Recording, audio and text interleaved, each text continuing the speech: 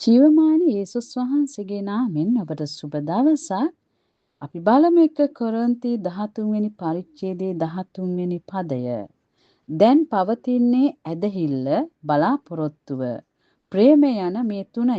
මේන් ඊතා උතුම් එක නම් ප්‍රේමයයි. ආමේන්. ස්වාමින් වහන්සේගේ වචනය තුල ඔබට මට කතා කරනවා කුමන දේවල් තිබුණත් මේ ප්‍රේමය කියන එක. ඒ කියන්නේ ඇදහිල්ල තියෙනවා, ඒ වගේම බලාපොරොත්තුව තිබෙනවා.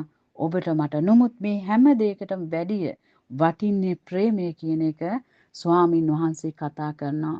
ඔබ දන්නවා අපට හොඳම උදාහරණේ ප්‍රේමය ගැන ගන්න තියෙන්නේ ජේසුස් ක්‍රිස්තුස් වහන්සේ. මන්ද උන්වහන්සේ ජීවිතේ දෙන තරම් ඔබට මට ප්‍රේම කරා. ඒ ප්‍රේමය ඇවිල්ලා කිසිම කොන්දේසියක් නැතුව ඔබට මට සියලු මිනිසයන්ට උන්වහන්සේ ප්‍රේම කරා. ඉතින් ඒ ප්‍රේමයට සමාන කරන්න පුළුවන් කිසිම ප්‍රේමයක් මේ පොළව තුල නැහැ. මොකද තමන්ගේ ජීවිතේ දෙන තරම් තව කෙනෙක් උදෙසා උන්වහන්සේ ප්‍රේම කරා.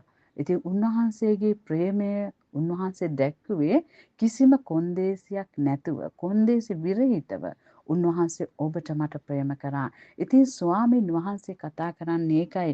මේ කුමන දේවල් තිබුණත් ඔබ මා තුළ ඔබට මට බොහෝ හැකියාවන් තියෙන්න පුළුවන්. අපි අන්‍ය භාෂාවලින් වෙනත් භාෂාවලින් කතා කරමින් උන්වහන්සේ නමස්කාර කරන්න පුළුවන්. අපිට ගොඩක් දීමනා තියෙන්න පුළුවන්.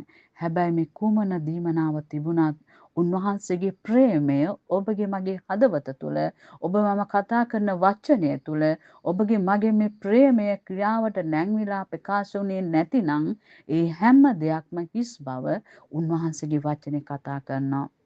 ඉතින් ඔබ මම කරන සියල්ල ප්‍රේමෙන් කළ යුතුව තිබෙනවා. ප්‍රේමෙන් ප්‍රකාශ කළ යුතුව තියෙනවා. මන්ද උන්වහන්සේගේ වචනේ කියනවා ප්‍රේමය වැරදි රාක්ෂයක් වසන්න යනවා කියලා. ඉතින් ප්‍රේමයට පුළුවන් බොහෝ වැරදි වසන්න, ප්‍රේමයට පුළුවන් බොහෝ වැරදි කාර්යයන්ට සමාව දෙන්න, ප්‍රේමයට පුළුවන් ඒ අන්‍යව දරාගෙන යන්න, ප්‍රේමයට පුළුවන් ඒ අයව ආදරෙන් ගොඩනගලා යහපත් මාර්ගයට ගන්න. ඉතින් ප්‍රේමය නැතුව ඔබ මොන දේ කරන්න ගියත් පිටුපස හැරලා බලනකොට හැම දෙයක්ම හිස් බව උන්වහන්සේගේ වචනේ කියනවා. ඉතින් ස්වාමින් වහන්සේ ඔබට මට ප්‍රේම කරා යේසුස් වහන්සේ. එලෙස ඔබ මා තුලින් අන් අයට මේ ප්‍රේමය අනේක දකින්න එක තමයි යේසුස් වහන්සේගේ එකම කැමැත්ත. එහෙනම් ඔබත් මමත් උන්වහන්සේගේ ප්‍රේමය අන් මනුෂ්‍යයන්ට දක්වමින් උන්වහන්සේගේ හදවත බෙදා ගනිමින් ඒ ප්‍රේමය තුල අපි ජීවත් වෙමින් පූර්ණ වෙමු. ඔබට සුද්ධාත්මයන් වහන්සේට මඟ පෙන්වමින් උපකාර කරමින් ආශිර්වාද කරනසේක. ඔබට ජේසු පීඨයි. සුබ දවසක්.